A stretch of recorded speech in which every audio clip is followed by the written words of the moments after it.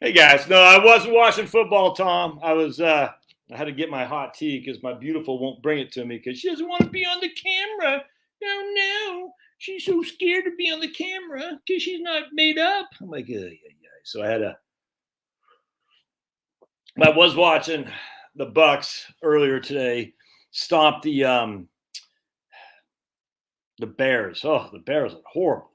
Chiefs got smoked too, huh? What's going on? What's going on in the world of football? I didn't, frankly, watch that much, but I did watch the Bears and the Bucks. Firing off some emails, had it on the background. I saw the just some highlights, and then we got the Braves in the World Series. The Braves against the Astros, and we'll see if the stupid commissioner allows the Braves to play in Atlanta because we had our voter thing here, and they took away the All Star game from Atlanta. So we'll see if they allow the Braves to play. It's funny. Texas and Georgia. Take that, Fauci. Freaking piece of crap. Sick of that guy. I'm so sick of Fauci, man. Oh, my goodness. So I'm trying to get my son to be Kurt Rambis for Halloween. You all remember Kurt Rambis, right? So who remembers Kurt Rambis? First, Kurt Rambis, go. I retired. Hey, old man with a cane, man. You sound like Vernon Coleman. Old man in a chair. You ever heard of Vern Coleman? All right, so let's see who remembers Kurt Rambis here, because Kurt's the man. All right, so old man said he retired and with the Superman Lakers. Yeah, right on, man. Absolutely cool. All right, sweet. Just check over here at Rumble. All right, gotcha. Hold on just a second. All right, cool. All right, sweet. Well, thank you all for being here again. And just anything you guys want to talk about, man. Whatever's on your mind. I don't. Yeah, Lakers. Fauci needs to be putting orange. Yeah, him and what's his name? Freaking Francis Collins. Francis. Look, this is why. Did you see the thing with Francis Collins? He says misinformation about the lab leak. He's still saying that. He said basically he's trying to cover his base. Not about the lab leak, but the NIH financed the lab leak. He's saying, oh, we don't want to get caught up in misinformation. Yeah, because you were in charge of it, you freaking fool. You were in charge of it, Francis Collins. And you're gonna have to pay the. I don't want to say more because you know that they're gonna say, but yeah, 100%. We can. Fauci has done terrible, but 100%, man. So my man Quincy Fauci has done terrible things, but he's just getting paid. I mean, all these guys are selling their soul for rock and roll. Francis Collins, Fauci, they're doing what they're told to do. We all know this. I mean, if you debate, hey, my waste of time retires in 36 days. Right on, man. Yeah, that's cool. And he's gonna go on that looks like a boat and do whatever that is. That's fantastic. Right on. All right, cool, man. Gold is golden. Yeah, but so Joe, we know that there'll be some low level guys that go down. We know that the Fauci's won't. I mean, I don't know. I could see that happen. I don't. Francis. I'd like to see Francis Collins go down. Actually, that guy's done. Frankly, Francis Collins has done more damage, I think, than Fauci could have. Frankly, I know Fauci is the head of the whole thing, but Francis Collins, he's even worse, and he needs to pay, man. I mean, is under. Let's just put it this way: there's someone near, I don't want to say near and dear, but near to me, who is a captain in an artillery unit in Germany. All right. A soldier died because there's and I'm not very familiar with artillery, but I guess it's like an accidental discharge of a round that killed this guy, or did it fall on him? I can't remember. But anyway, a soldier under this captain's command. Captain's an 03. They command a company, and I don't know how big an artillery company is, but in an infantry company, you got 4 platoons. Each platoon has 30 people in it, so it's about 120, maybe 150 soldiers. I don't know about artillery. I don't know. But anyway, let's just say it's 150 soldiers. So this captain of this artillery unit in Germany, they had an accident under his or her watch. Her is a woman. And he died. This soldier died. And so this lady got removed from duty and sent packing. She didn't have to go to Leavenworth, whatever it's called, Leavenworth. But she lost her commission because she failed to maintain a safe place for training exercises. because what I can't remember what happened. I almost want to say it's an accidental discharge. I just can't remember. But somebody died, a soldier under her command, and she lost her command and lost her commission. And if you're an officer and you lose your commission, that's it. You're done. I don't know how it works, like a dishonorable discharge. I have no idea for officers, but that's no joke. And so what happens is it's just funny because that none of that happened for Milley or these other clowns who run the military now after Afghanistan. But it used to be like that. It used to be very, very honorable to be an officer in the military, and it used to be very you don't mess around because people's lives are at stake. Anyway, long story short, it'd be nice to see some of that in our federal bureaucracy as well. If you screw up, freaking, I'm looking at you, Neil Ferguson, at the Imperial College of London. If you screw up and people die, you need to be held accountable. I mean, there has to see, this is the problem. We're socializing the risk and we're privatizing the profits. Fauci gets rich. We all suffer. You see what I'm saying? We all pay for Fauci to get rich. It's privatize the profits that go to Fauci. Privatize the profits that go to, what's that guy's name that Trump had in there? Scott Gottlieb. Privatize the profits. They all get paid. They all get rich. They all cash out. We all suffer the risk, though. It's not the way it's supposed to be. And frankly, I don't have the book here, but if you read about, my man Phil Lee had sent me the book on U.S. Grant. If you read it's always been like this, man. I mean, let's not pretend that America has been this beacon of capitalism. It just hasn't been.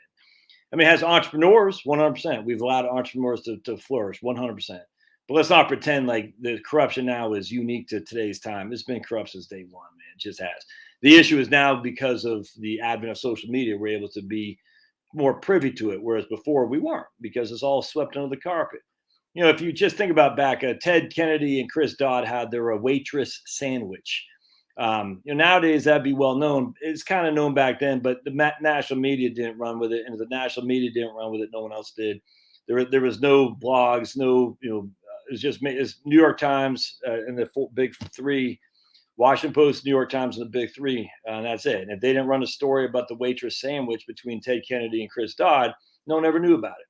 Now we can find out about that for sure, and hold people accountable. And I actually think it's a good thing, 100%. Anyway, so Chris Dodd, scumbag, Ted Kennedy, scumbag, that would never fly today for that. I mean, we would think. I mean, at the end of the day, it could still fly because look what has flown since. I mean, look at Clinton. I mean, but it'd be like with an asterisk, almost like when you won the Super Bowl during the strike shortened season.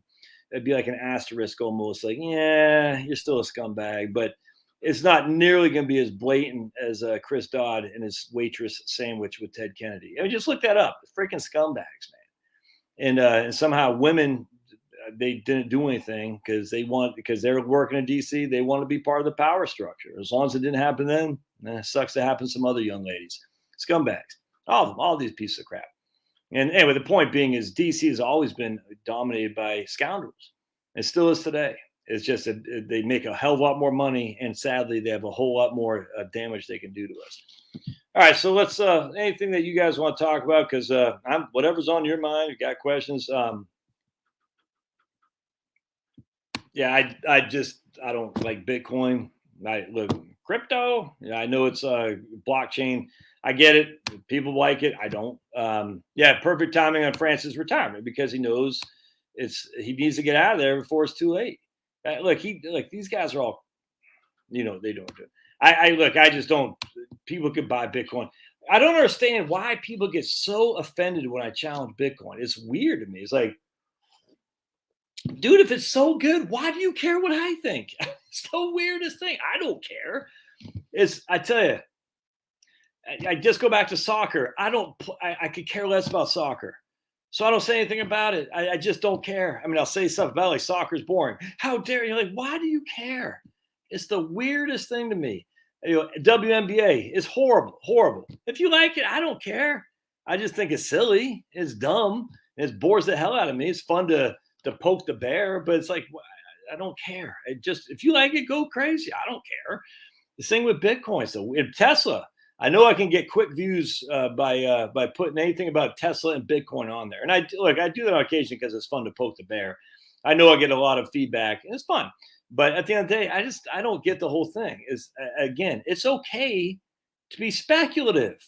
It's not okay to equate speculation with investment.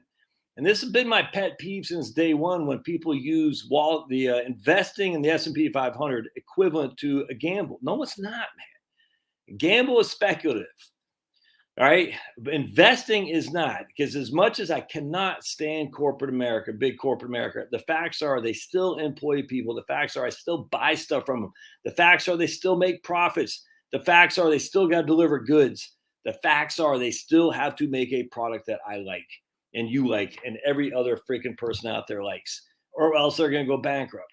And when they make those products that we like, they have a profit, and that profit is shared with us either through a dividend, or they buy back their shares, or potential for more profits in the future. But this is the fundamental thing with investing that a lot of people don't understand. This is why I like dividend stocks, man. Because a investment, think about it. How do you, as a passive shareholder, you're a limited liability essentially, you're a limited partner in some regard. How do you get paid from your stock? You only get paid one of two ways. That's it. You get paid by a dividend, or you get paid by selling the shares at a higher price. Or you can get paid by both. They're not mutually exclusive. But if it pays no dividend, the only way you get paid is by finding someone to sell your shares to. That is it. There's no other way. People don't understand this. It's the weirdest thing to me. So you're buying a stock that doesn't pay a dividend. Let's see, does Costco even pay a dividend? Let's take a look here. I want to look at, 1 second here. I got to open up a window. Which window do I want to close? We're going to close down Alex Berenson's window here. We'll hold on just a second. We're going to close down. Oops. I'm going to go to share. And we're just going to show you guys this. This is my man Alex. I'm not going to comment on it, but you all can.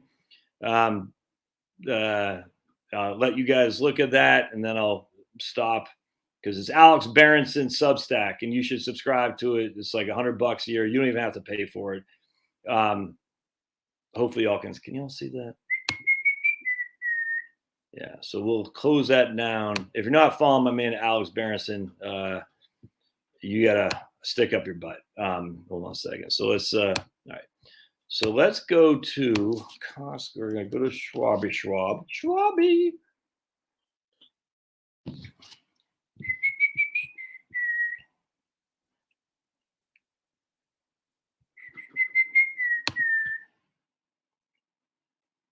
Yeah,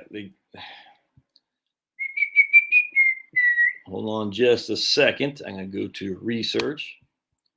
All right, we're going to go to Mark. Oh, come on. All right, there we go. All right, so let's go back. Go back to StreamYard. All right. We're going to go to right there. All right, there we go. Let's see. So we're going to go to Costco. And I have no idea what Costco is doing. I'm just going to use this for an example. All right. Because I go to Costco a lot. Big fan. Long time, first time.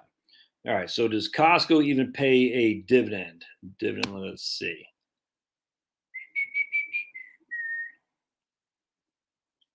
I guess they do. All right. So they pay a dividend. Let's hold on just a second. I got to get used to it. I'm so used to, like, the Schwab website is freaking awesome. I just got to get used to it. Like, where do you find the normal stuff? All right, right there. So they're paying a dividend of $3 a share. All right. So the Costco is trading at $481. All right. So if you had 100 shares of Costco times 481, you'd have $48,000 of invested in Costco. And for that privilege, you would be getting $3 a share, 316 times 100 shares. So you'd be getting $316 a year. That's it. It ain't much, but at least you know you're going to get, well, you don't know, but most likely you'll get that 316. $316 for every $100 that you make. And that's their annual dividend rate, by the way. Not the yield, but the rate, how much they're paying per share. That's all that matters. All right. So you're sitting here saying, okay, I can buy Costco and assume I'm going to get less than a 1% dividend, which I think is a safe assumption, how else am I going to get paid from this? There's only one other way, is that I buy it here, 2019, and I sell it higher. There's no other way. That's it. There's the only other way, man. Now, why would it be higher? Well, because Costco's buying back their shares, or Costco's making so much money that the shares are cheap relative to what the price is. But even if the price to earnings ratio, which is at, what is it at right now? Where's the PE? 42. Even if it goes down to 5, even if the price to earnings ratio goes down to 5, oops, hold on a second, I want the wrong thing. You're still not going to get paid any more than what you can. I mean, you're not getting paid anymore until you sell it. And this, again, it's a greater fool theory. The only person who wants to buy it is going to buy it because he thinks he can sell it for a higher than what he's buying from you. That's it, man. That's investing, which is why dividends matter, because dividends are, at least you're locking in something. So the minute Costco price falls, you're not selling it for a profit unless you bought it way many years ago. And you just kept it. Nothing wrong with doing that, but that is speculative, because there's no guarantee that Costco is going to trade higher than what you bought it at, even if it's making money. You don't know that. How else do you turn your investments as a limited partner, as what it is, a passive investor, into profit? By a dividend or by selling it for more than what you bought it at. That's it. The first one is not as speculative because it's paying a dividend, and that's pretty reasonable to assume that's going to continue. The second one is completely speculative because you don't know. You have no idea. Now, you can assume that Costco will keep going up and up and up, but I read, there's tons of articles that say, like, the last, 10 years, only 20 stocks of the S&P 500 carried the bulk of the earnings or the returns of the S&P 500, whatever it is. Anyway, but either way, investing in stocks, while speculative to some regard, if it has a dividend, it's less speculative and more investment. I don't know how people don't know this. Secondly, if you invest in your local private, just you have you're truly a limited partner on an S corporation. Let's just say you're an investor, a passive investor in an S corporation.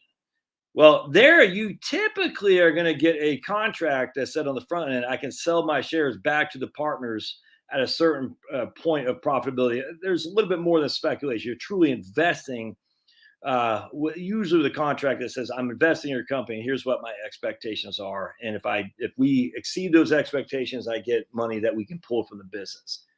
And I tell you, man, I was talking to a guy the other day. He's a small partner on his company and doing what most businesses should. They're pulling more money from the business because they went tight for many, many years, but now they're starting to reap a lot of rewards, and they're pulling more money from the business and giving it back to the owners, the investors in the initial business to begin with, as a dividend payout. It's fantastic. It's what you should be doing. Most businesses should be doing that. How's Costco doing it to you as a passive investor? They're not. They're paying you $3 a share. That's it. And then they're saying, yeah, you get some other perks. I don't know what perks you get as a Costco shareholder. I guarantee you probably still have to pay the full membership that us peons do. So that's the problem with investing. It's speculative to some regard. But at the end of the day, at least you can go down to Costco and you can see people freaking moving product. That's a fact. You can still see the store being shelved, the items on the shelf. When you're investing in Bitcoin, you don't get any of that crap. There's none of that. It's just pure speculation. When you're investing in, I don't know, again, like I said the other day, baseball cards, it's pure speculation. You have no clue. There is no earnings. There's no dividend. It's just you're selling it under the assumption that someone else is going to buy for a higher price. And I'm telling you, now they're starting to roll out these Bitcoin ETFs. It's the same old story we've heard time and again. Every single time they roll out, when demand, like Wall Street isn't stupid, my friends. They say there's a demand, we're going to meet that demand. And people say, but it's dumb because it's not, whatever. They don't care. They're saying, I can make money on meeting the demand. If people want to buy, I want to sell. It's just, I don't blame Wall Street for that at all. So they're rolling out Bitcoin ETFs. That makes sense to me. Look, at the end of the day, what does Bitcoin do? Literally, what does it do? Nothing. It does nothing. It's just all speculative in people's minds. That's it. Don't care. People can do it. Don't care. Tesla. We hear the same thing with Tesla stock. Tesla is going to do X, Y, Z. We've always heard that. It's going to do this.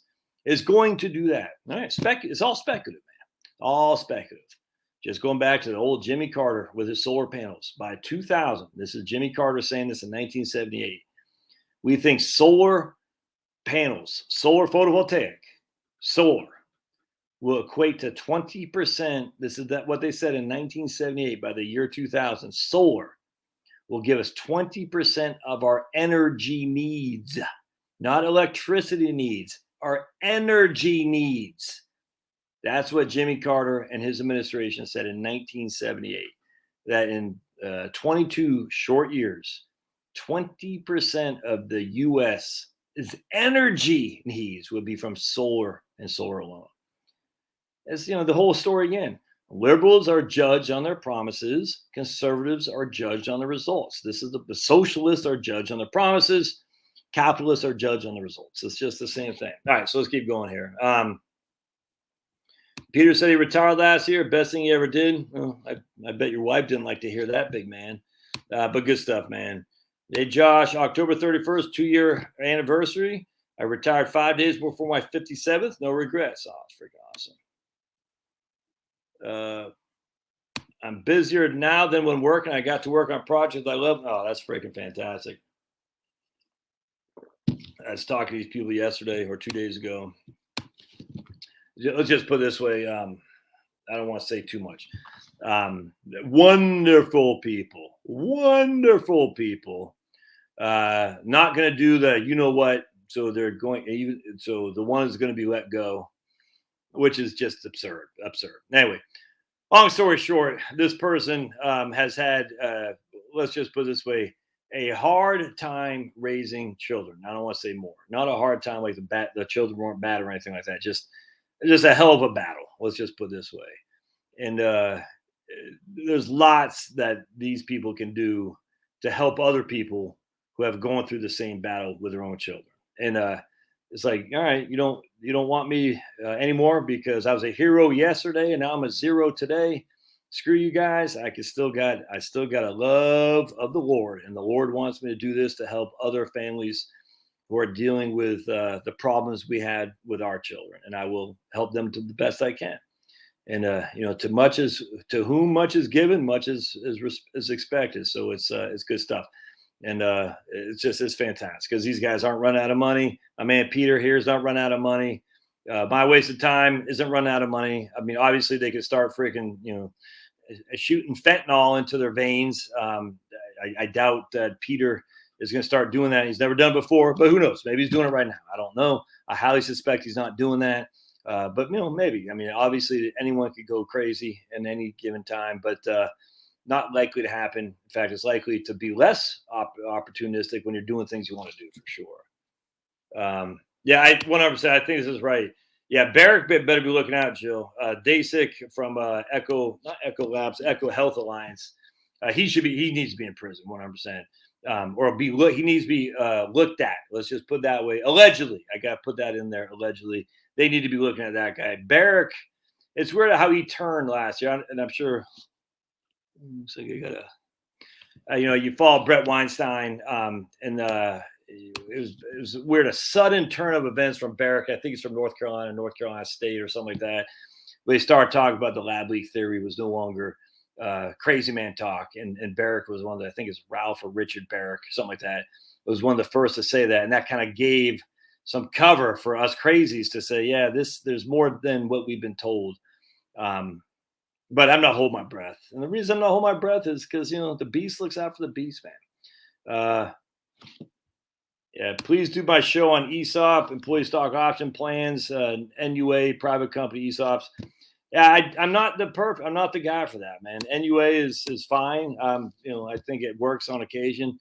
My man Amar Shah at Client First Capital Learning. He and I did a video on NUA about 6 months or so ago. That guy's more aligned with NUA. ESOPs, I mean, I know them. Frankly, it's not anything that gets me fired up to do. It's not. But NUA is important for a few people. It's not so important for most. And it doesn't get me fired up. It just does not. I think it's way overblown. Kind of like, what's the other thing that's way overblown? I forgot. But anyway, Living Trust. I think they're way overblown. Just let me I always forget where I put that book.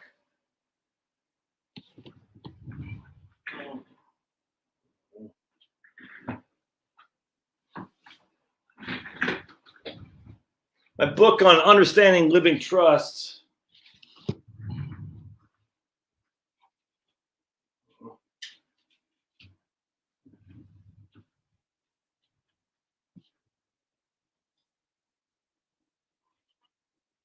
Yeah. Anyways, I can't find it. It's back there someplace by Vicky Schumacher. It's a great book, 100%. And one of the reasons that's such a great book is that she goes into the difference between community property and common law property. And it's very important for y'all to understand if you live in Texas or any of the Western states generally, Idaho, California, Washington.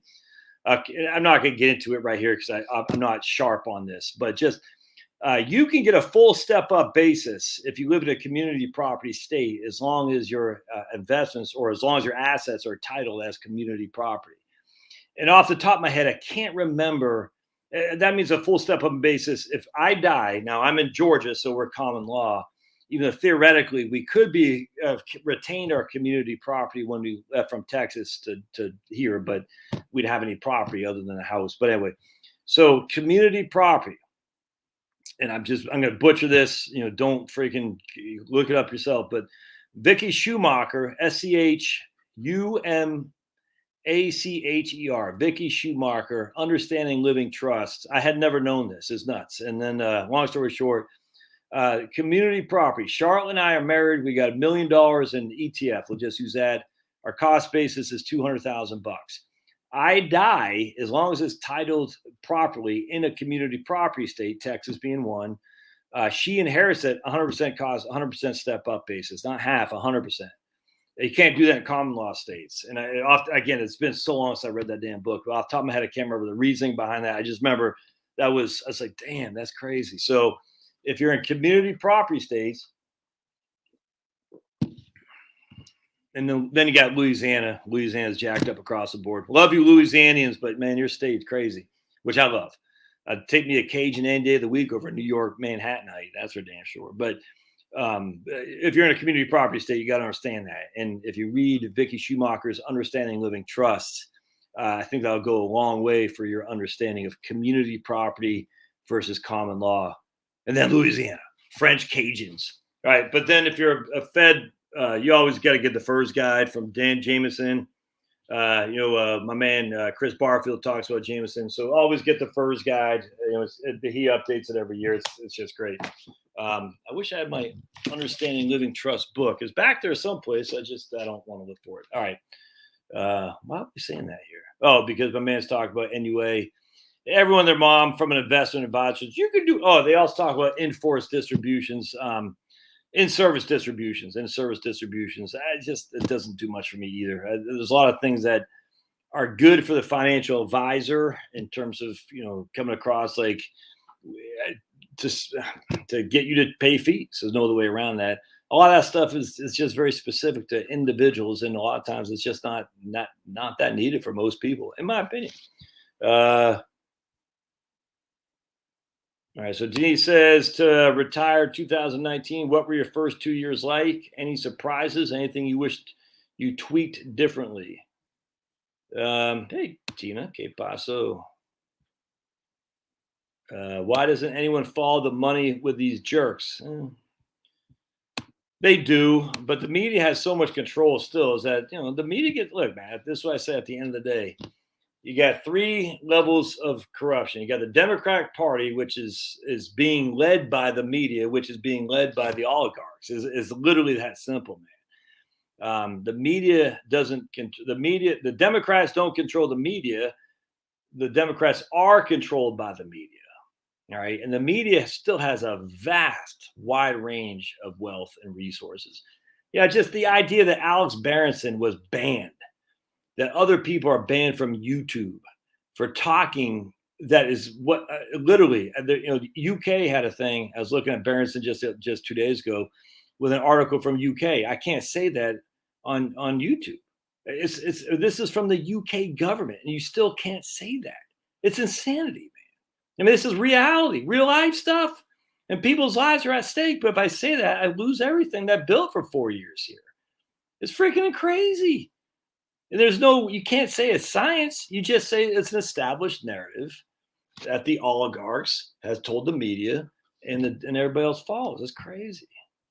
Yeah, 100%. The deep state, I completely agree with that, Quinn. Now, this does not mean you don't vote. You vote for your locals. Don't forget, Fulton County, we're voting next week. In Fulton County, we have a sales tax, school tax, and then your local people here. And I got to meet my local, what's her name? Jamie. Damn, I forgot her name off the top of my head. Anyway, I liked her a lot. First thing I asked her is, do I got stuff in my face? Just a zit, maybe. First thing I asked her is, are you in favor? So she came to my house yesterday. I just got back from my kids' tennis match, and I had to go to something else with one of my other kids. Jamie, what the hell's her name, man? I can't remember her last name. It's Jami.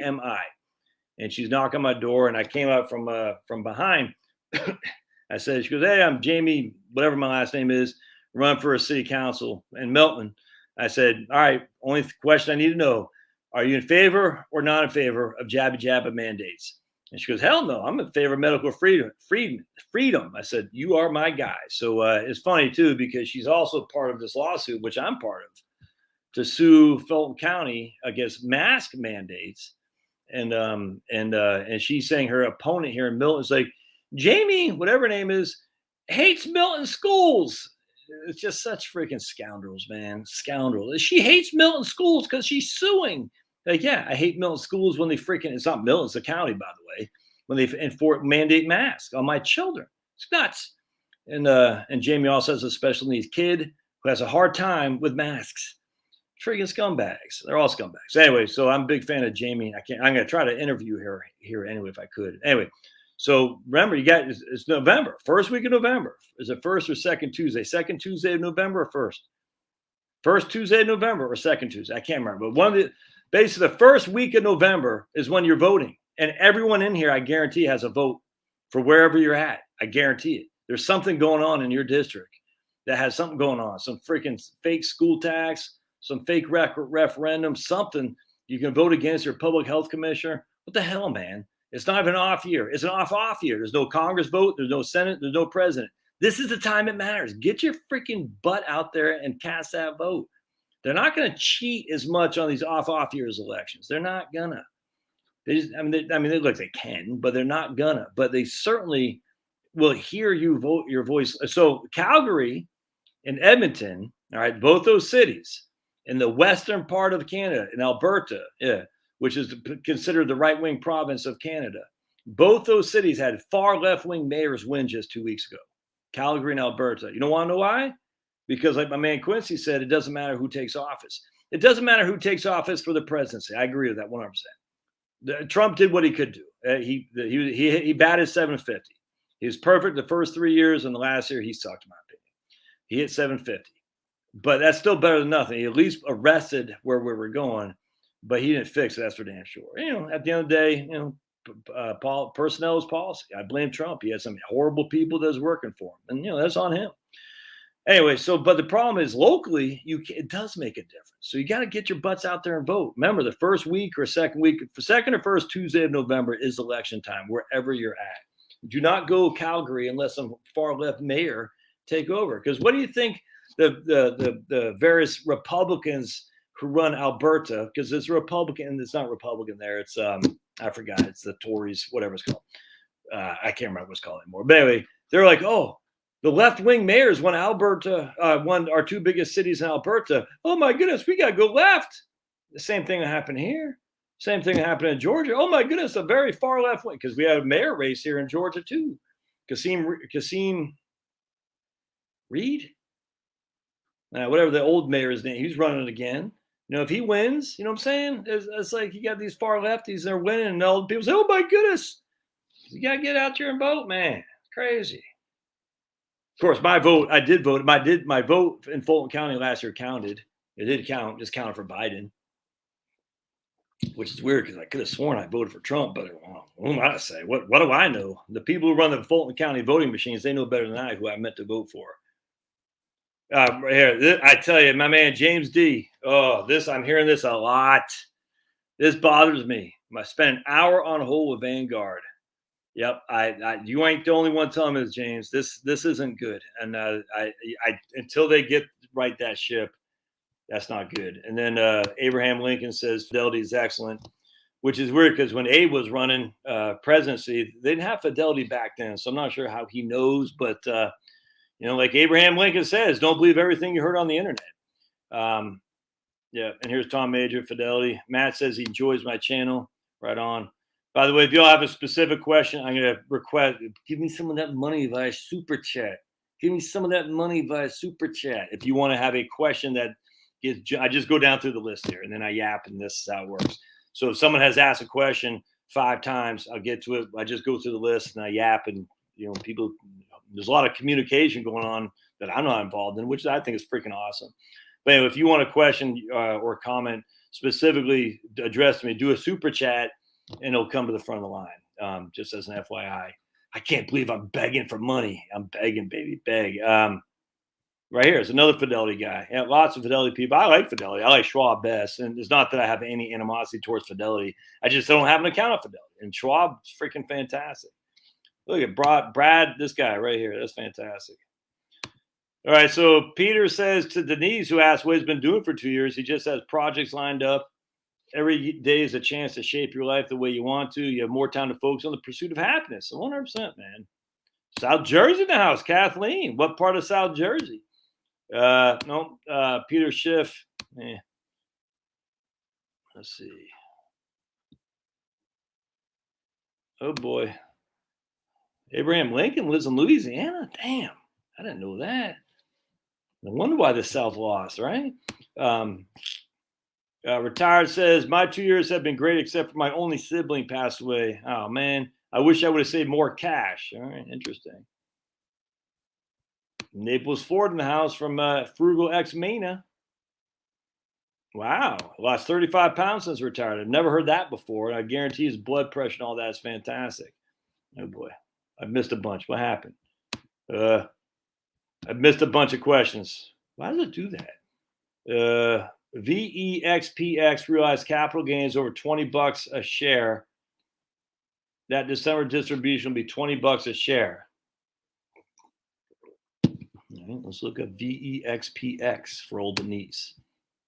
For old Denise, VEX. I got to share the Explorer Fund. All right, so let's take a gander. Go over here. Go to share screen. Go to Chrome tab. All right, blink. VEXPX. Yeah, y'all can see that. All right, so we're going to go to distributions. And we'll see what it's doing here.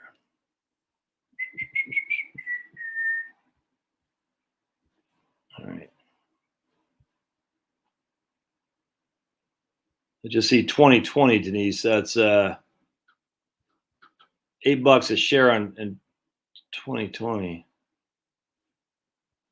Wait, what'd she say? She said VEXPX realized cap gains over $20. Okay, realized. They haven't made the distribution. All right, so let's go to Vanguard then, and let's look at Vanguard.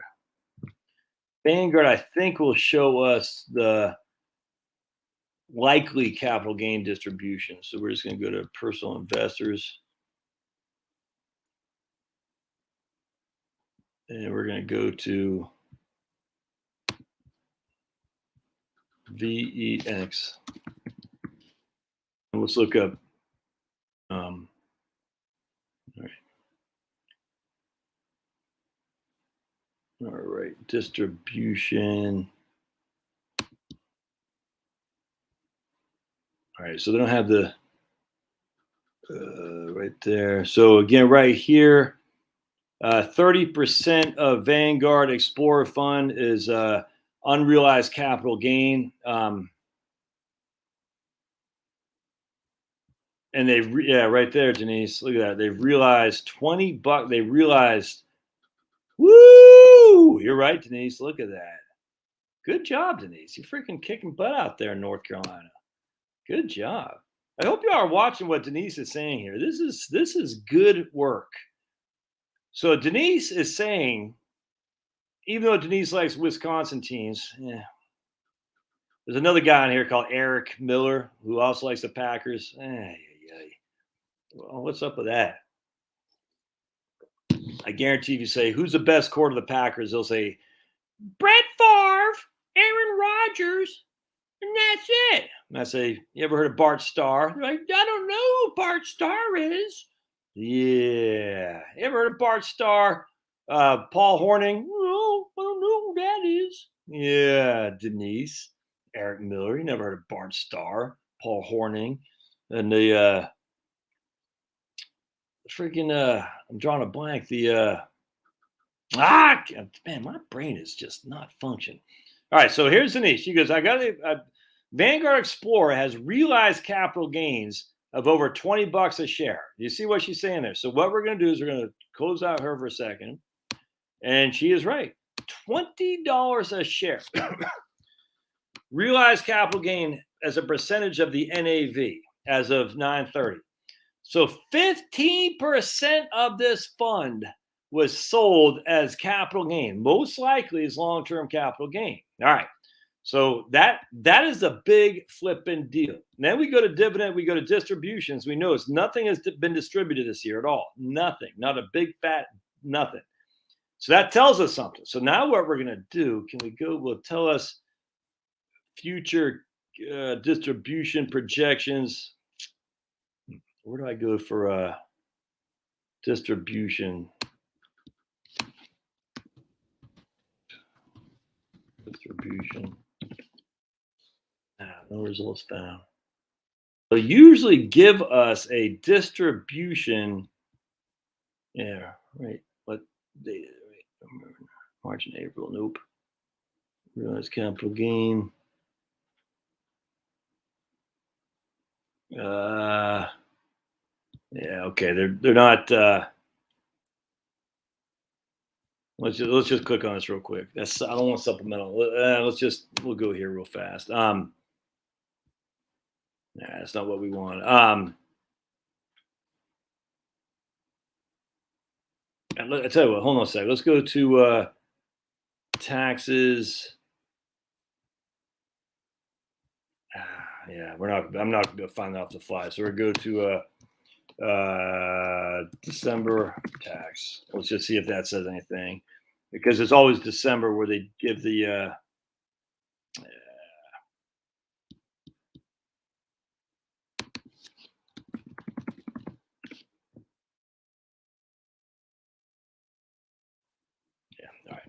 all right. Too bad. All right. So anyway, so what's going to happen here? Let's go back to VEXPX. Why can't we find the? I think they. Hold on just a second. All right. So let's go back to distributions and let's see. So we know last year they had distributions right here of $7.5. Basically $8.5 on 128 right there, $128. So they had $8.5 on 128. So they distributed about 6.5% right there last year. I hope everybody understands that. This year they're already on the hook for 14%, $20 a share, which is already that's 2.5 times what they did last year. What's the price of Explorer Fund? It doesn't even matter. This right here is what you're gonna get taxed on, and that's just so far this year. That's a big deal. So why I'm stumbling here is because I'm looking at that. I'm like, man, if you guys get hit with that, and that's going to be December 6th. I mean, usually the third week of December. That's going to be a big tax that you're going to have to pay. It depends on what your income is and all that, but that could be a big flipping deal. So what you have until so you could sell that puppy. And this is, if it's in an IRA, it doesn't matter. If it's in a Roth, it doesn't matter. It's only outside, but you could sell that puppy now, but then you're still going to have the long-term capital gain on what you bought it versus what it's worth today. And if you bought it for 128, and I don't even know what's trading at today, you'd sell the capital gain for that, and it could be a short-term capital gain. But you also want to be looking at. I saw a super chat in there. Where'd it go? Oops. Someone give me a $5 super chat, but I lost it. Oops. Sorry. Why haven't I got a super chat? Usually be able to. Oh, there it is. All right. Anyways, that's a good one. How do I recommend people get started as financial advisors? Do I offer training or have a direction to send? I don't really have any training because I think how you get started as a financial advisor.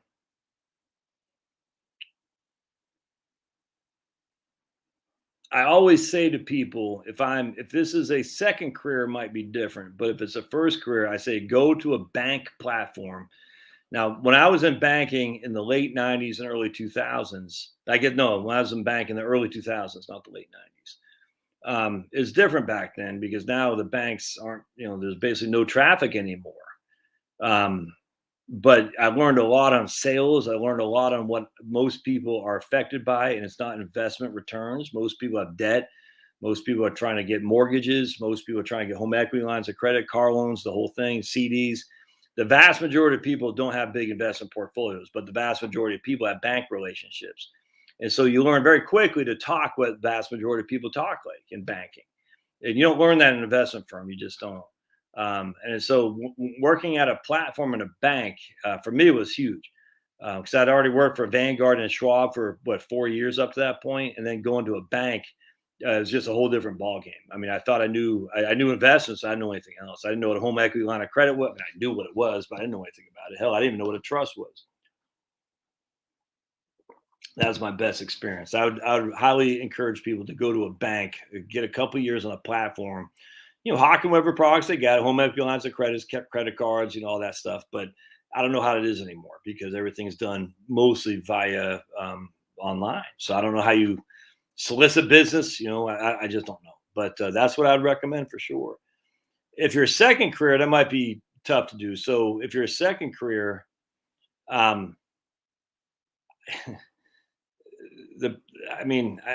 think you don't focus on investments. Investments are easy. You buy the index and be done with it. There's just nothing else to that. And I think if I'm looking to be a financial advisor, I would want to reframe it as that I'm going to be the financial advisor has been so corrupted to be synonymous with investing that I don't want that. I don't want to be known as an investment guy. I want to be known as a true money guy that talks money stuff, financial stuff. But I don't know the terminology you use that. A money guy, I don't know, a retirement guy. But even that is too, just suspect with investing. Because investing, you can't. I don't give investment recommendations. Can't.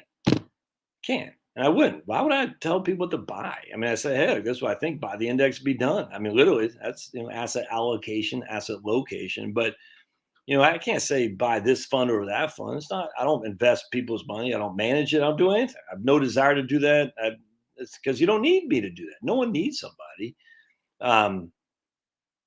I just think acclimating yourself as much as you possibly can with Social Security and with taxes and estate planning stuff. So my biggest thing, my man Michael, and I appreciate the super chat, by the way. Every single time I do a plan, every single time, the two areas I know people are most ignorant about always are going to be on their insurance stuff. And no, not just life insurance. We're talking homeowners, umbrella, and property and casualty. And on their estate docs, 100%, every single time. I know that because everyone focuses on investments. So the two major things are people aren't going to be known about their insurance, their estate planning, and frankly, they don't know that much about cash flow, but they'll have all these spreadsheets for investments. Bores the hell out of me, man. I'm like, okay, I just literally don't care because it's all speculation. We have no clue what the market is going to do. They have all these back tests. They have all these spreadsheets come out the wazoo for investments, and it's meaningless to me. I mean, it doesn't matter because I don't know. You don't know. Why are we wasting time on what we don't know? Now, smarter people have spreadsheets on cash flow, which is interesting because cash flow is different because that means they're thinking about the right thing, which is cash flow. But very few people think about the cash flow. They just think about investing. And maybe it's because I've been doing this for so long. I just literally don't care. I'm like, all right, so I have all these elaborate statements and all these elaborate spreadsheets. I'm like, what do you think? I literally have no opinion at all. I just literally don't care. Because I don't, man. It's boring to me. What's not boring to me is what are the risks that you have? The risks aren't your stupid investments relative to Explorer fund versus non-Explorer fund, whatever. The risks are what's going to sink the ship that you're ignorant about because you've been wasting so much time on your investments. And what sinks the ship is lawsuits. What sinks the ships is incapacity. What sinks the ships is dying too soon. What sinks the ship is big debt. You know what I'm saying? And I would say focus like a mofo on that stuff and just say, hey, I mean, investments is not my thing. And why? Because it doesn't need to be. That's the best thing about this business is investments. You don't need to be an investment guy because you'll never be the best because there is no best. In fact, if you look at just basic statistics, there's always going to be one guy who's outperforming and one guy who's not. There's always going to be outliers. Is it luck or is it skill? Is Warren Buffett lucky or is he skillful? I don't know. But there's always going to be a Warren Buffett every single time. So get out of the investment stuff and get into the stuff that matters. No mortgages, no home equity lines of credits, no reverse mortgages, no insurance, all types of insurance, no basic estate planning, no basic tax planning. Learn the 1040 for heaven's sake. Learn all this stuff. Anyway, hope that helps. I got another super chat. Look at that.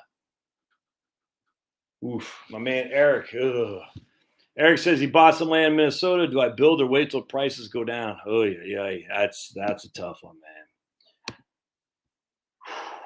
Man, I don't know. That's a tough one. I don't have a good answer there, brother.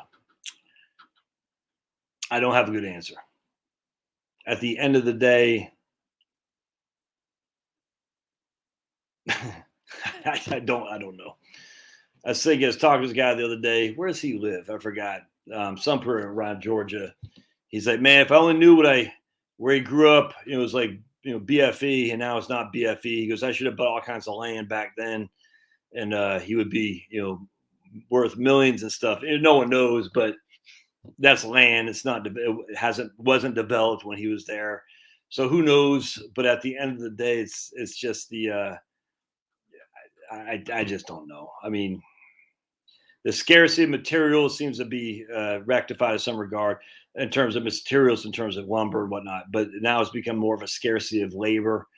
So if you can do it yourself, just get started. If you have a guy that that you can pay him a 20% premium because you trust him and you want him off another job onto yours, and this is something you've been wanting to do your whole life, then freaking get it done. But at the end of the day, it's awful hard to see.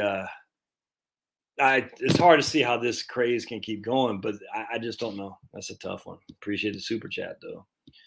All right, I love this. I love Outzen says my employer has been going full woke, so it made it easier for me to plan my retirement at the end of this year. Our standard of living will go up 100%, brother. Stay in the markets through all the ups and downs. Yeah, and see, I tell you, my friends, staying in the markets through all the ups and downs while you're working is a hell of a lot easier to do than staying in the market with all the ups and downs when you're not working, though. Just always remember that, because people say, yeah, I stayed through in 2000. I stayed through to 2008. Yeah, but you were working then. You were still adding. You weren't subtracting. Now you're subtracting. It might be a lot difficult now, more difficult. And I missed a bunch of comments again because my yapping. Sorry. Sergio says community property was rights of survivorship. There you go. So it's not joint tenants with the rights of survivorship, says Sergio. It's community property with rights of survivorship in California, because community property is fantastic. I was talking to a lady the other day, about a month or so ago, DoorDash, and she was picking up pizza. I said, why don't you just work here? It's like $18 an hour, you get tips. She goes, because I make more doing DoorDash. I said, really? She goes, yeah, because I don't deliver very much pizza. I deliver like gourmet foods with a big ticket item. I said, damn. So it was actually pretty interesting. So I still can't believe we are so damn lazy that we have people delivering McDonald's to us. I just, it boggles my mind. I just can't believe it. If I ever get to the point where I'm door dashing or whatever the freaking thing is, and whatever it is, McDonald's, I just please go my pillow on me and just end it for me, would you please? Because that's insane. Bring Mike Lindahl with his freaking huge thing of pillows and just put on my forehead and just sit on it, would you please? Because that's I can't DoorDash that, and I find that to be horrible. All right, got another super chat. All right, sweet. Man, I'm making big bucks. All I gotta do is advertise. So super chat me. Yeah, baby. I appreciate it. I'm just kind of goofing, but I appreciate it. Husband's company is getting ready to end their pension. Is this a buyout versus a rollover into annuity, likely USA rollover scenario? Is this a buyout? I'm not quite sure the question. Is this what's she asking me here? Ooh, I said husband. So I'm assuming it's a woman. It might be a man. Oh, how dare I? So we're going to say Vortex SKR. We'll say they, them, because we don't know. Samsonite, no. How dare I? All right, so Vortex is saying her husband, get it? Get what I just did there? Her husband's company is getting ready to end their pension. Is this a buyout versus rollover into annuity scenario? I'm not quite sure the question, Vortex. I'm assuming what you're saying is, should you roll it into an annuity or take a lump sum and roll over to an IRA? I'm thinking is what you're asking. Anyone have any comments on it? Maybe this person's write more in the super chat if you would, because I'm lost what your question is. Anyone have any thoughts on her question? Oh yes, okay, I gotcha. All right, okay, sweet. All right, right on. All right, so what do you do? Okay, right on. Maybe they have a choice of each. All right, sweet. All right, so what's Kasim Reed? That's it. Right on, man. Right, Kasim Reed. Oops, what happened? I just did something. So what we do here, Vortex, Miss Vortex, how dare I? Let's say the buyout is $200,000. They're going to give him $200,000. They're going to give the Mister $200,000 for his lump sum, or they're going to roll it into a pension annuity, like you're saying at USA. All right, let's just say for simplicity, your annuity a la pension. We're going to call it an annuity just because annuity and a pension are synonymous in this case. All right, synonymous means they're the same thing. So let's say they're going to give Mr. Vortex 500 schmackers a month. All right, that's $500 a month. So we take 500, we times that by 12. That gives us 6,000. That's what our payment is going to be, $6,000 a year now. Or we could take the $200,000 lump sum and roll it into an IRA. Let's kind of keep going down. I can miss some comments here. Sorry, guys, but I want to make sure she has any questions. So we take that $6,000 and we hit the divide button thing. Look, this is high class financial planning 101. You're like, damn, I can't believe I gave that guy $5 for this. But that's the divide button thing. And we say 6,000 divided by 200,000. And if my brain is correct, which I hope it still is, it should be 3%. And look at that, 3%. All right, so that's not good. We don't want that. We don't want a 3% distribution yield. And that's what that essentially would say. We say if we have two options: roll it to an IRA at $200,000, or take the pension at $6,000. We take the pension amount, divide by the amount we roll over, and that gives us a 3% distribution yield. That's not enough. I'm really looking for over 6. If I can get 5 and it's a joint in life survivor annuity, what a joint in life survivor annuity means is that it covers not only Mr. Vortex's life, but it covers yours as well. If I can get 5 I'm mid 60s as a joint and life survivor annuity. I'm pretty comfortable doing the annuity. If there's no cost of living adjustment, yeah, I just start getting a little bit, I don't know. It depends on your other sources of income. But 5% or lower, that's a no go to me. And I would even say 5.5% or lower is a no go to me too. I need to get 5.5%. It does depend on age. If I get 6, that's usually a go for me right there, if that makes sense. Hope that makes sense. If I'm getting less than 6, extenuating circumstances come in. But if it's less than 5, no. If it's more than 6, yes. It's between that 5 and 6% category that a lot of other things got to throw in there, if that makes sense. But I was talking to a guy the other day. He's getting like 7.8. I was like, dude, you got to take that, man. There's no two ways around it. And I was talking some lady in Washington's getting like 9.8. I said, you got to take it. It's nuts. So you got to take it. Other people get 3.4. No, don't do that. Hope that makes sense. So let's see if Miss Vortex said anything here. Okay, I don't see nothing there. All right, good. Hopefully that made sense. Makes sense to me, said Dave Brock. Yeah, so here's Jill. She had a pension at 6% at 56. You can't turn that down. You can't turn that down. That'd be dumb to turn that away. 56 at 6.06%. That's nuts, man. All right.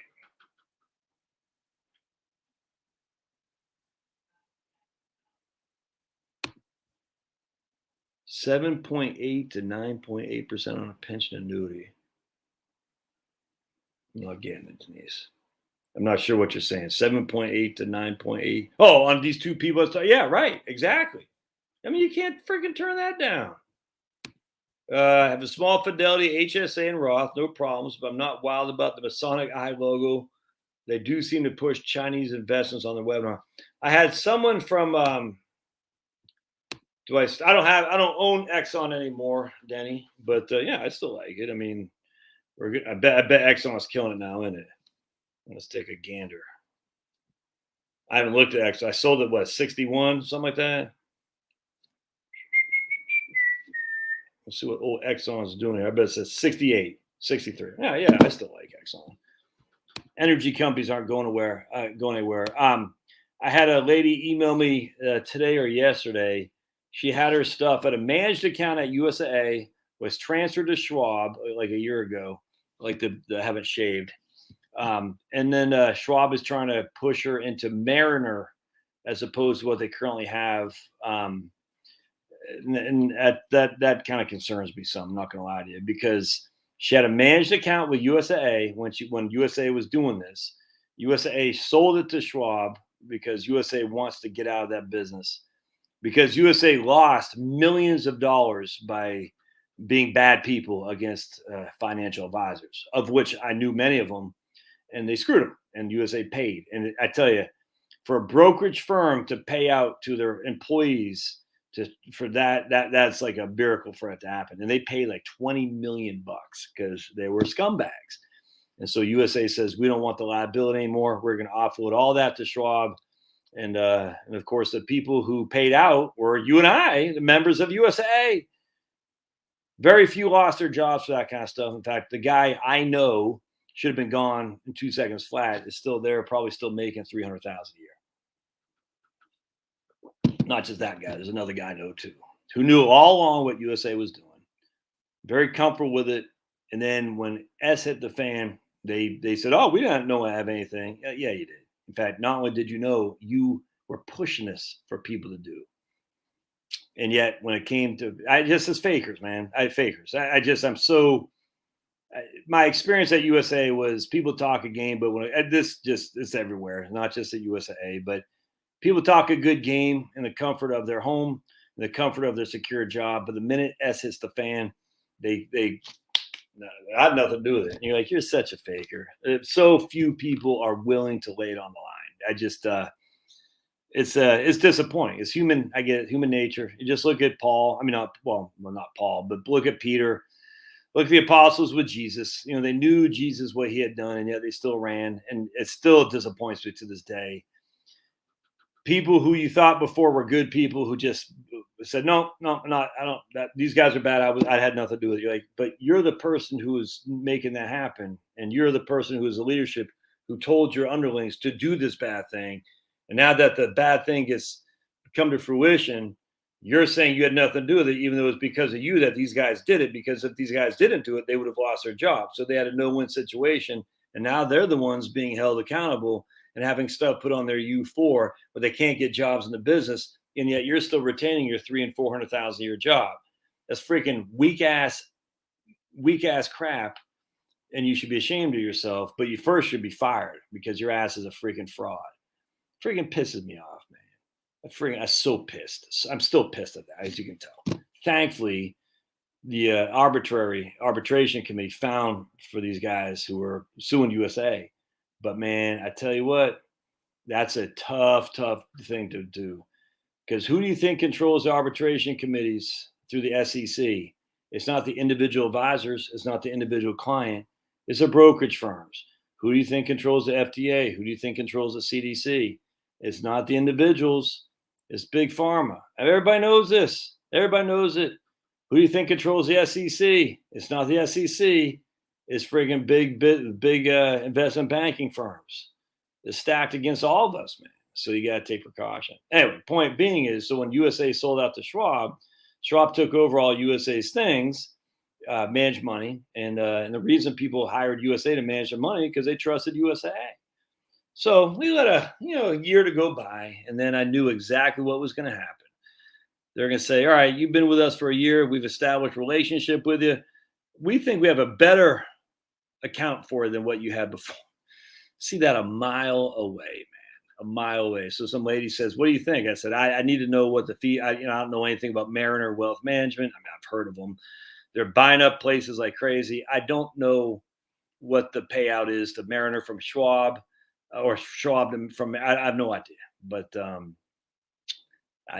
whole business is so, this is why Vanguard is tearing it up, because Vanguard is doing it right. But the problem is Vanguard is getting too big, man. There's no other way around that. They don't have the customer service. And it sounds good. Like I see Kim on here saying she manages her accounts at Vanguard fine. 100%. Everyone can do that. But the problem is when you need somebody to pick up the horn, you can't wait an hour. You need to have someone talk to you right then. Now, I don't know if the person who said that she had to wait an hour is would call that busy. I don't know. But I mean, when I was at Vanguard, I was taking 130 calls a day, man. This is back in the late 90s, 130. And I was working overtime. I was making bank. I was making $55,000 a year in 1998, taking 130 calls a day because I was working 12 hours a day. I said, hell, if you want to pay me time and a half, I'll freaking do that. And then the markets, one second, my wife just texted me. Ooh, actress suffers a stroke from blood clot, side effect of, you know what? All right. Oh, look at puppy. Oh, puppy dog. So cute. So cute. Right. Yeah, that'd be great. Western Maryland wants it. Western Virginia should do the same. I tell you, man, West Virginia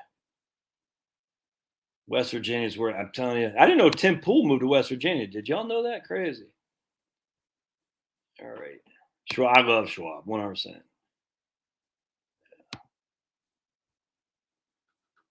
All right.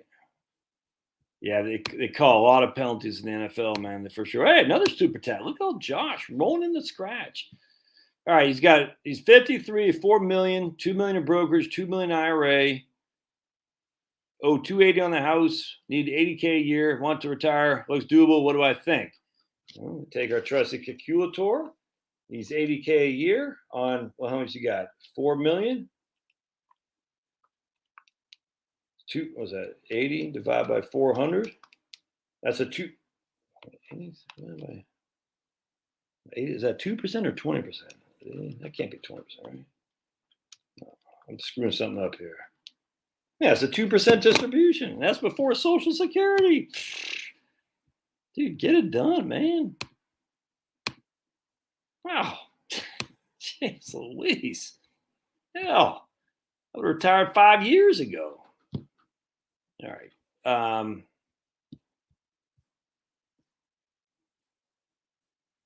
Carol says kids these days, right on. Who's showing my age? Am I showing my age? Brent Weiss says, retiring this year at 35, a teaching rule of 90 applies to me. I'm a Vikings fan, hate the pack. All right, all right.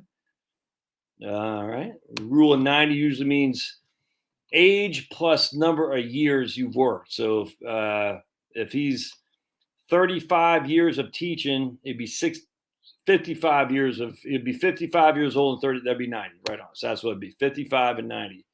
Jim Thorpe. All right. Let's see. I get some level of financial planning assistance from Fidelity. Won't be worth it after the first year. My 401k account manager, says Marie, wasn't happy when I rolled my money to Schwab, managed by me and not him. Take that, 401k account manager. Kim is keeping it simple, stupid. Wellington Wellesley. Tough to beat. Okay. Well, if that's in your IRA, it doesn't matter. I mean, what's going to happen is the price will go down by the number of shares or the number of the amount of distributions. But if you reinvest it, the amount of distributions will give you more shares for a lower price. It's a wash. If any of these accounts are in your IRA where they're having big capital gain distributions, it's a moot point. It's literally a wash. You're gonna have more shares at a lower price, but you're coming out just exactly the same place you were, unless you're not reinvesting. If you're not reinvesting, then you have more cash and a lower value in your mutual fund. Just always remember that. The price will go down, guarantee. That's what happens. I can't remember if it's X dividend date. I can't remember there's a date, X dividend date. I think it's the last day before you can sell it. But I just can't remember. But anyway, at the end of the day, when it pays the distribution, the price will go down by the amount of the distribution. But if you reinvest, you'll have more shares at a lower price, which is just the exact same place you were before. If you don't reinvest, your value of the portfolio will be less, but your cash will be higher. Hope that makes sense. Living in New York City. Yikes. Voting early tomorrow for Curtis Sliwa. Yeah, right on, man. Yep. All right. Yeah. Baked Ziti. I've seen a few YouTube investors talk about using bank loans to invest. Hell no. Hell no. That's leverage. That's freaking leverage. Who the hell is doing this? To borrow money to invest?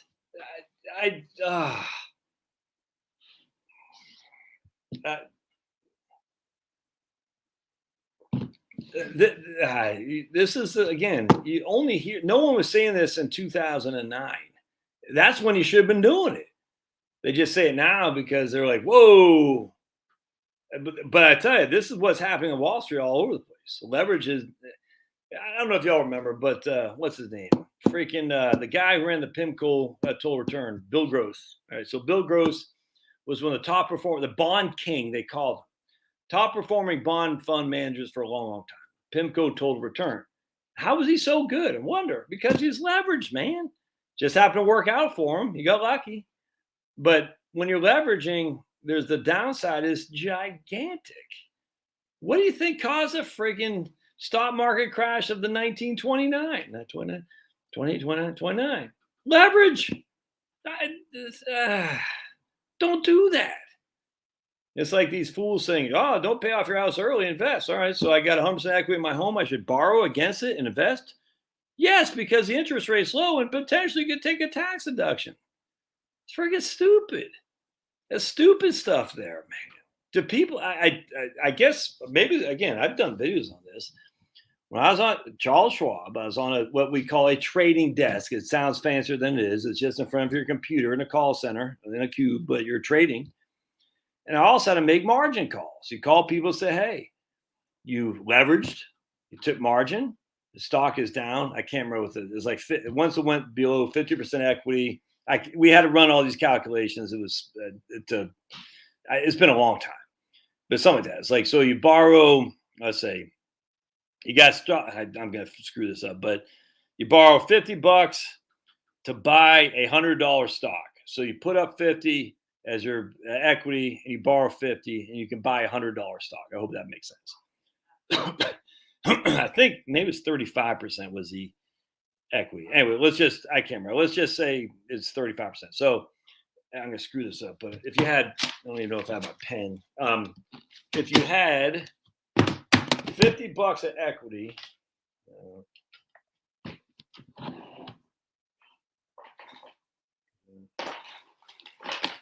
sweet, dry erase. I got dog hair all over the place. So you had $50 equity, and you had $50 of debt. All right, so you had $50 of equity and $50 of debt. Come on in, big baby. If the stock went down to 80, all right, if the stock went down to 80, you still had $50 of debt, but now you only had $30 of equity. I hope that makes sense. And I think the ratio is 35%. So here you had $30 of equity on $80 stock. And I think what you had to do is you take 30, divide by 80. Is that right? Yeah, that's what it was.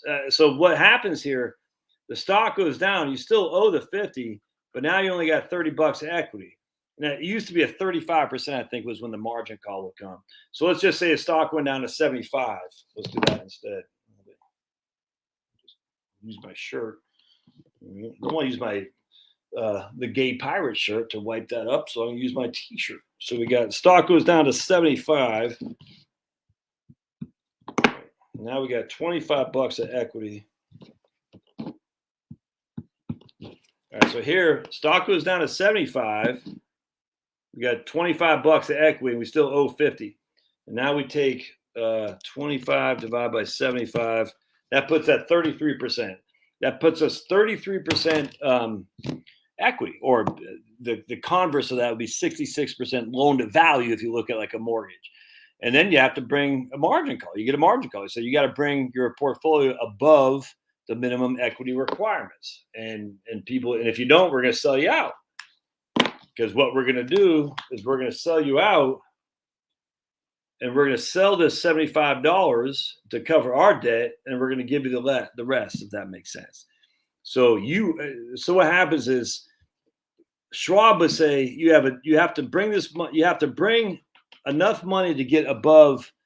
I think once it went to 35% equity, we call you margin call, and I think you had to bring enough to bring it back to 50%. I can't remember, but anyway, either way. You got to bring enough cash to the table for us to allow you to keep the shares. If you didn't keep the shares, we'd sell you by market close. And we didn't care what the price was. We're going to sell you.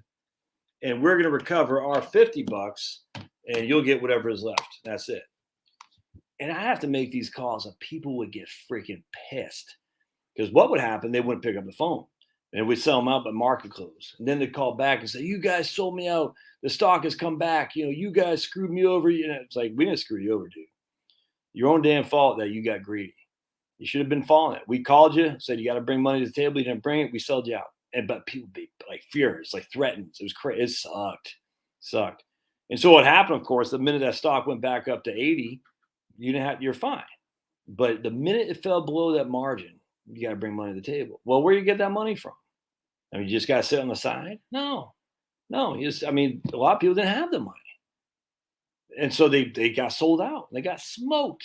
All right, so now what happens? The same thing happens on the other way too. And this is where leverage can work. When it works is where Bill Gross was able to get lucky. So now we got $100 stock. We got $50 a loan. We got $50 of equity. All right, now the stock goes up 20%. So now it's at 120. What's our equity? Our equity 70. All right, so we made $20 on a $50 investment. That's a 40% ROI, 40% return on investment, because we only put $50 in, but we get all of the equity increase. That's how mortgages work. That's why people say the best investment I ever made was my mortgage. Yeah, because it's a return on investment. Your ROI can be juiced by heavy leverage. That's what Bill Gross was doing. He was juicing his, he's risky. He didn't deny it in the prospectus, but no one reads the prospectus. So he's sitting there thinking, I can juice my returns by being heavily leveraged. If the market goes up, I'm looking like a genius. The market goes down, you're screwed. No other way around that. And that's why these guys all do it. They leverage the hilt because they're like, if I am right, speculative, not investing, complete speculative, I get a 40% return on investment. Whereas before, what normal people do, they put $100 in, all right, and it goes up to 120. That's a 20% return on investment. But if I leverage it, I put $50 in, it goes to 120. It's a 40% return on investment because I get all the increase. But maybe because I'm old, maybe because I'm from Maine, maybe because I remember calling people, having these discussions with people, these yelling matches. Don't do that, man. Don't freaking borrow to invest. And these freaking fools, Big CD, because let me close this. This is like Dave Ramsey stuff. It's just stupid. These fools will say, well, the markets have averaged 10% a year since the dawn of mankind. That's such rookie league crap to say that. And I cannot believe Dave Ramsey is still doing this. It's insanity. The averages are irrelevant. It's irrelevant. I think it's Keynes, Buffett, Ben Graham. Markets can be irrational longer than you can be solvent. This idea that I'm going to get a 10% year over year return because the markets have averaged that is so flippin' stupid. That's embarrassing that anyone who would say that would hold themselves out as an advisor at all, or as even a guy who talks money. So what these clowns will say is, oh, you're only borrowing 3%, but the average is 10%. So you get a net 7. It's only cost you 3%, and you're getting an average of 10%, so you're netting 7%. That's what these fools will say. That is the most idiotic thing that anyone could ever say. And the minute people say that, you need to run from the hills, which is why I don't rely at all on Dave Ramsey when it comes to investment advice, because it's mind-bogglingly, it's worse than rookie league stuff, because he has to know that the markets don't average 10 to 12% a year. They don't. I mean, they do, but in terms of, it's not like this, a linear rate of return. Neither is your expenditures when you're going to retirement. You don't just spend $50,000 a year adjusted with inflation. There's nothing linear at all about this. But let's just keep going. Freaking drives me crazy. Look at this right here. How Dave Ramsey offers financial. I'm not sure if he did it on purpose. Advisor training of some sort. Not here to bash Dave Ramsey. Not at all. His stuff on getting people out of debt is bar none the best stuff in the world, without question. His stuff on investing is bar none bad. And I'm not saying he's evil. I'm not saying his argument is that his argument is a lack of faith in the message, in my opinion. Because his argument is, well, I have it. If you're too negative on returns, people aren't going to invest at all. That's what his argument is. I've heard him say this. And as such, I tell people you've averaged 10 to 12% a year. If you do that over putting $50 in, this is the amount of money you'll have. But it's different for people who are going into retirement, Dave. It's not the same scenario at all. So Dave's trying to get people off the tush to invest. I get it. I don't have any qualm with a 10% average because you're just throwing money in each and every year. That's fine. It's not the flipping same when you're pulling money out. Oh, it's just, it's like, it's so infuriating that people fall for this stuff. Yeah, I can't take it. All right. I just took the FINRA SIE for fun. I don't even know what that is. That should let you know if you want to get in the industry. I'm not sure what SIE is. And I don't know. All right. So Vortex says, I hear a lot on this channel. Wellington Wellesley. These are funds to switch to after earning years, correct? Kim says, Yeti. Yeah, she said yes, true. I love Wellington Wellesley. I love Fidelity Puritan Fund, and I love Fidelity Balance Fund, 100%. I don't know what Schwab, I have my stuff at Schwab. I can't remember if you can buy Wellington there anymore. I just can't remember. But I know, actually, I don't know. Can you buy Wellesley at Schwab? I don't know. But I don't know what a quote better fund than Wellington would be at Schwab that doesn't have like a front end small potato transaction fee. I just don't know. I probably should look it up. Yeah, 100%. Dave says credit union as well as a bank. I completely agree. Like Delta Credit Union here. I look, man. I think the problem with a lot of people of engineering mindsets coming out who are going to go into a second career of financial planning is that is because I've talked to a lot of engineers. They spreadsheet to the blue in the face, but if you're going to be focused solely on that client base, that's fine. But I don't think that client base, in my opinion, how can I say this? Because I deal with a lot of engineers. I love them. A lot of people in my business don't love engineers. I don't understand why. I think engineers are freaking fantastic, interesting as hell, and they're focused on solving problems. And financial planning is a problem that can't really be solved, but it can be looked at in a little different mindset. But the problem is that unless you're focused solely on the engineering mindset, and I mean solely on that, you can't take an engineering mindset to other people necessarily when it comes to offering financial advice. If you're an engineer, don't take this wrong. I hope you're not getting offended by this. I'm just saying you got to be willing to talk to Granny Jones, you know what I'm saying, with her CDs and, who listens to Dave Ramsey. You just got to be willing to relate on a scale that allows you to relate to her without just jumping in spreadsheets, if that makes sense. Because Granny Jones might not look at it as a puzzle that you in the engineering mindsets do. She looks at it a little bit differently, and all the time. I mean, it's just everyone's unique, I guess what I'm trying to say. But a lot of people in engineering mindsets are good at the solving of the puzzle, and it's fun because that's why they have all these spreadsheets. But it can't ever be solved. But it can be made where you get it with spreadsheets. I get that what I'm saying, but it can't ever be solved because we don't know what we're solving because we have no idea what the variables are. The variables will change in the future. This isn't electrons. This is literally variables that we can't identify and get a gauge of what's going to happen because we don't know. But a lot of people aren't engineering mindsets. A lot of people just don't have that kind of a level up here. And that doesn't mean they're dumb. It just means they think differently. And as such, the drawback is you got to be able to. This is where I think working in the bank is great because you got to be able to work to talk to just regular people. And now, I was it me or was this I can't remember. I think it was another guy, one of my friends. He had an engineer. Well, maybe it was me. I can't remember. I just remember the engineer said, "Look, man, I know engineering. I don't know this stuff. Make it like a crayon. Write it like you're drawing crayons. If that makes sense. But just keep it simple." And I thought that's fantastic. And that's why I say like my wife worked for Potomac News when she was in high school as a part-time job when she was in high school, just taking orders on the newspaper. And she told me she was talking with sports writers one time. He says, I have to write as a fifth grade level.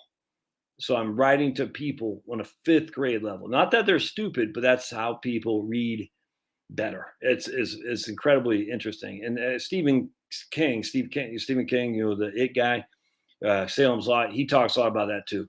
You just got it sounds like you're writing down to people or talking down to people. You're not. It flows easier if it's not that complex, if that makes sense. And sometimes you just got to get out of that complexity mindset if you're going to be an advisor to share the simple way. And in fact, it's funny. A lot of the engineers, I'd say the vast majority of people who hire me are engineers, military or government people, and IT people. By far and away, the three biggest people right there. And they like it because they know I keep it simple, stupid. Not that we're dumb. It's just easy. All right. So let's keep going. Yeah, it's a good time. Well, it's a good time to convert to a Roth when the market tanks. Yep, absolutely. I was telling people to do that last March. And your old buddy Josh didn't do it himself because I'm a freaking idiot. Stupid idiot. Wish I would have done it. So I waited a year, and then May of this past year, I converted $50,000. Cost me a hell of a lot more money in taxes, and I have a hell of a lot less tax-free growth in my portfolio. Freaking idiot, me. You can transfer in-kind shares. Well, I guess it depends on your custodian, Denny. So you just say, hey, I got 100 shares of VTI. I'm at Schwab. I want to move specific shares, transfer in kind, my 100 shares of VTI to the Roth without selling on either side. Absolutely, you can do that. Need for a financial advisor to land clients in retirement. I'm not sure what Eric is saying. I think Eric needs to go back to swing for the Cincinnati Reds. Remember Eric Davis on the Cincinnati Reds? Just goofing you, man. Just goofing you.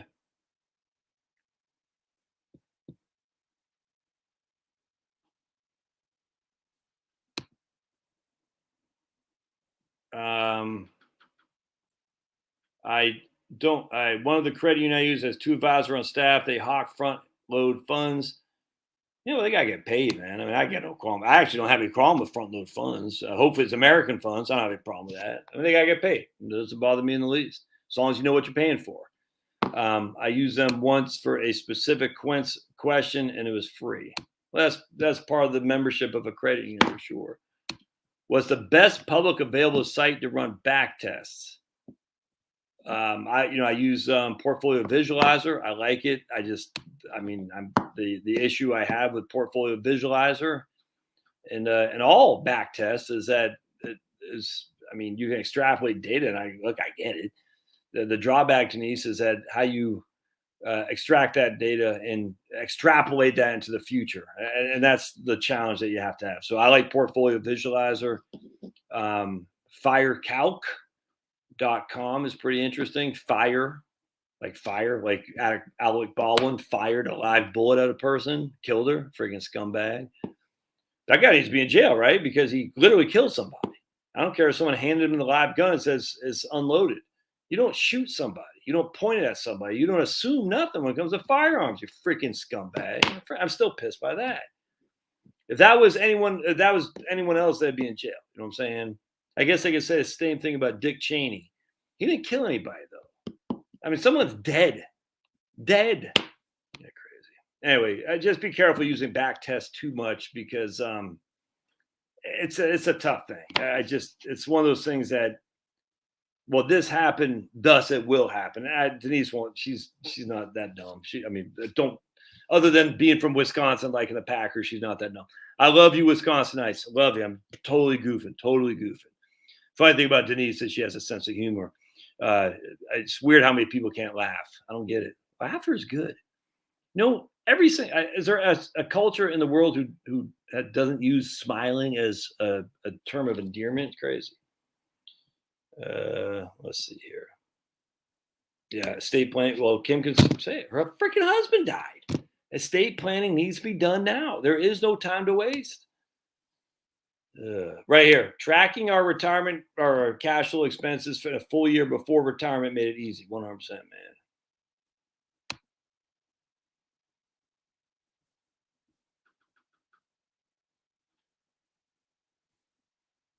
I'll get Denise says, why is that? Presumptive text is embarrassing. No, this is the gay pirate. The old Tampa Bay Buccaneers uniforms were free. The creamsicles were. Well, I tell you, man, the Doug Williams in the old Tampa Bay uniforms was freaking fantastic. Because Doug Williams, a dark black guy, and those creamsicle shirts, the white pants and the white helmet it was intimidating. It was fantastic. Loved it. Doug Williams is number 12. Tampa Bay Bucks coming out playing at night, and those were great uniforms. Just like the old Patriots with Pat the Patriot, man. Fantastic. Love those old uniforms. These new uniforms. Now the Patriots are wearing blue on blue. I hate that crap. Didn't the Kansas City Chiefs the other day wear red on red? Stop doing that. It's so freaking stupid. I just hate that crap, man. Bring back the old Oilers with that little bit of pink and that freaking light blue. Oh, with Earl Campbell and his freaking thighs are like tree trunks. Oh. Hi, Finnegan. Oh, man, bring back the old Oiler uniforms, the old Pats uniforms, the old freaking Tampa Bay uniforms. All this new stuff is stupid. It's like, come on, man. Come on, man. The Bills went back to their old uniforms. That was good. Still think the Bills should have just the Wyoming buffalo on there. They're just like sitting there, not with a line through it. That would be sweet. Still like the Bills.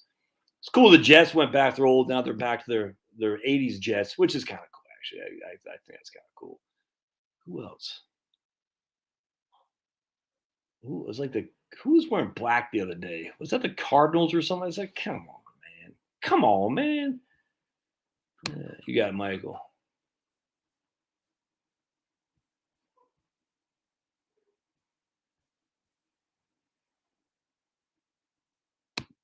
Yeah, cash flow spreadsheets are assumptions, 100%, man. All right.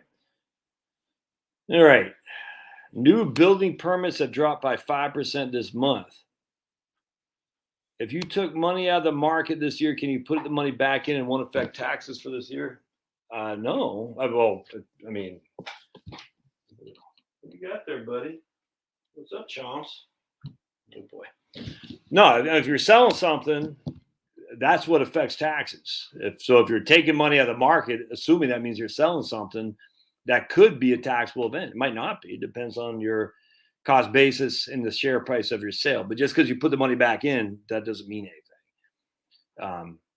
I hope that helps. When the S hits the fan, preppers gonna have to be willing to kill to keep all they prepped. I think lumber did fall quite a bit, man. If you follow my man Simon over at Uneducated Economist, it fell remarkably. I think it's starting to come back up a little bit, but lumber, been waiting on lumber to fall, dude. What have you been waiting on? The lumber is falling.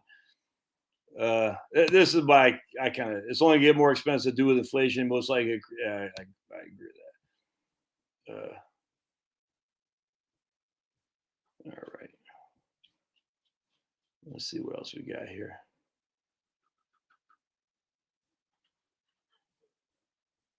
All right. Bought V short-term tips about 6 months ago for cash. Seems to be working out. Right on, man. All right. We got right here, Cabragoon Cabulus. On how the mindset of ensuring protecting oneself's assets made me think, right? As long as we can get that lump of coal in your head up there to be thinking, that's good. All right. So many people fall for this, take the lump sum and roll it over. I'm telling you, you can't. I mean, you can say whatever you want, but just to say that without knowing more, you can't do that, man. There's too much at stake here. Take the lump sum and roll it over. All right, let's look at. It's been a while since I showed you. Let's see. Let's go to my man Daniel Coolbert's spreadsheets here at 55e.co. And I haven't used this for a while, so bear with me just a second. And what we're going to do, all right, sweet, is we are going to go to Nikkei. Hold on. Right there. All right. And we're going to make sure, okay, good. So we're going to go back to the Nikkei. Nikkei is Japan. So take the lump sum and roll it over. All right, that's what my man Notre Dame Irish is saying. All right, so now we're going to go to the Nikkei, and right here, let's go to we'll go to 1980. Yeah, we'll go to 1975. So 1975, we're going to Nikkei. We're like, look at this, Josh. Nikkei's up 13, 14, negative 23, 9, but we haven't had any negative. Look at that. From 1975 to 1989, that's 15 years. We had one negative year. That's it. And that negative year is only 2.5. I'm taking the lump sum and I'm rolling it over because our average rate of return is 10%, whatever the hell it is. Kabink, kaplunk, kaplank, 38, 3, and 26. You're 50% behind where you were just 3 short years ago. Oh, it got worse. Kaplink, kaplank, kaplunk. This is without taking any money out, by the way. So your $100,000 grew to $1 million, and then it fell in 1, 2, 3, 4, 5, 6, 7, 8, 9 short years to 400,000 without you taking anything out. Oh, but you're able to survive it. Oh no, you weren't. Now you're at 223 without taking anything out. Oh, now we're at 399, 20, or was that 18 years later? This is without taking anything out.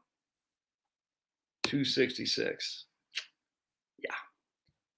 That's not going to get the job done. And then if we start taking money out, we'll just take 5,000 a year out, right? How long did that money last? And are we inflation? Yeah, we're adjusting it for inflation just for giggles. So we're making money, making money, making money. Oh no, we're getting spanked, big time spanked, and we're out of money by 2001. So let's look at that. I mean, that's bad, and that's even starting in 1975, where the markets were kicking butt for the first 15 years. Well, if we started in 1980, let's see, what if we started in 1990? We're out of money in 8 years.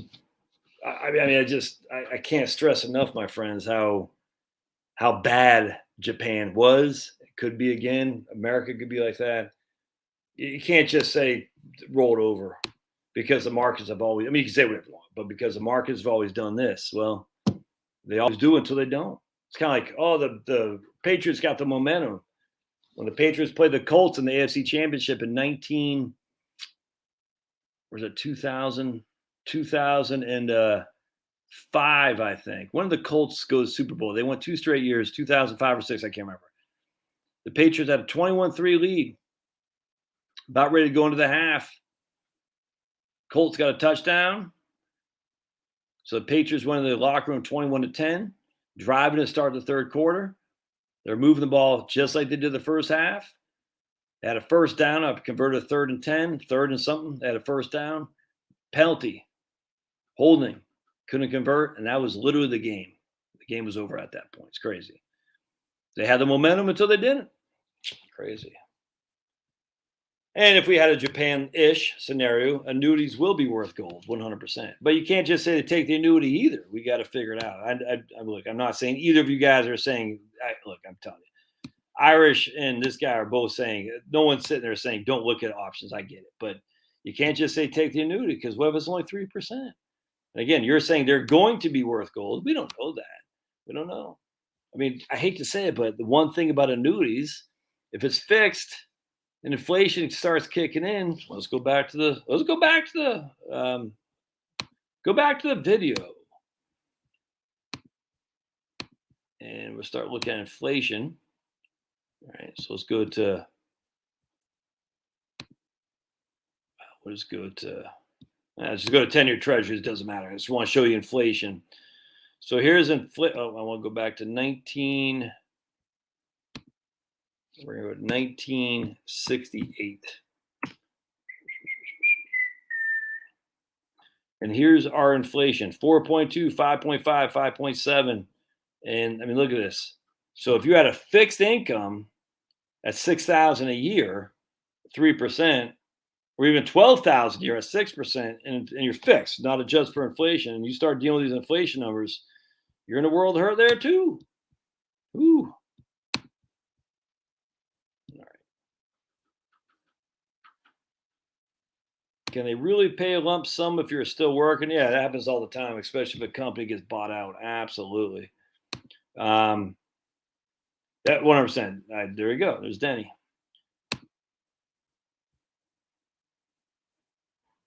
Vaughn says evening. All right on, man.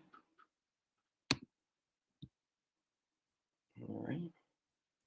Let's see what else we got here. Brad says I should get 52 and wife should get 62 per year and 3% increase in each year from a pension. I'd be freaking out. I'd be out of there tomorrow, man. All right.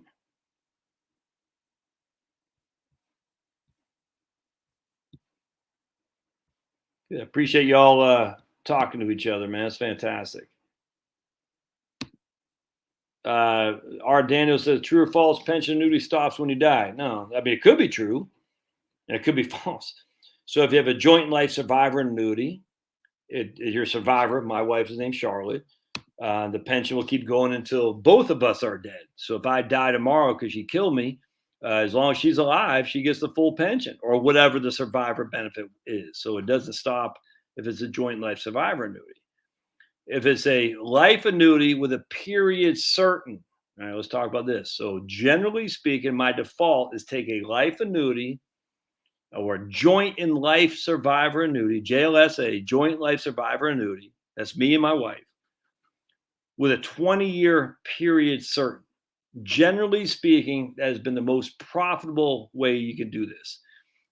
Not every circumstance is different, but most profitable and the safest as well to provide for you, your surviving spouse, and your heirs. So what happens in that regard is, as long as Charlotte and I are alive, Charlotte or I are alive, that pension pays out, the annuity pays out.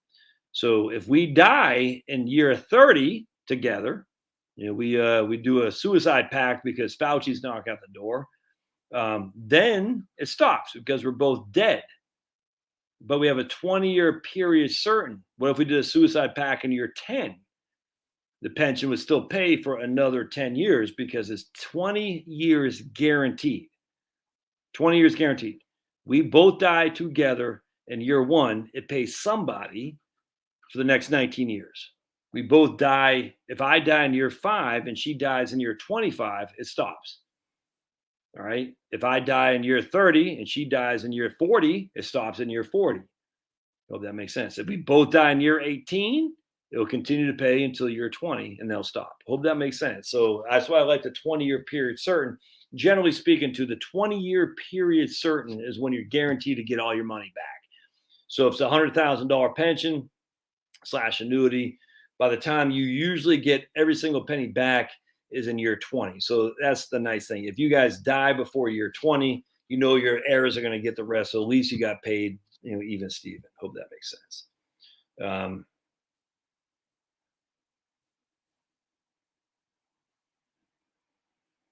Food.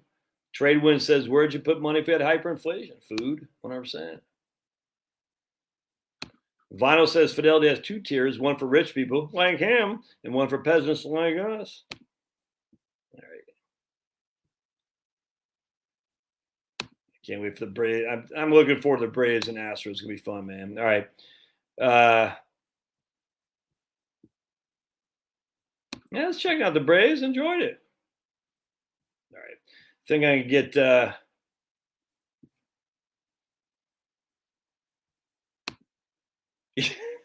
wait, first out change the solars. That's great. All right. Think I get out of here. It's been 2 hours, my friends, and I'm getting. Oh, Leroy Selman. Yeah, absolutely. Leroy. I just saw somebody. Leroy Selman. I remember him. And they had his brother too, Harvey or something like that. All right, my friends. Think I get out of here. It's right on, Kim. Oh, Denise is getting tired. She's got to go nights. Denise says, I got to go nights. I'm so tired because the Packers, and I don't even know who Bart Starr is. I'm just picking on you, Denise. I don't know why I feel like picking on you today. Sorry. It's fun. So hang in there.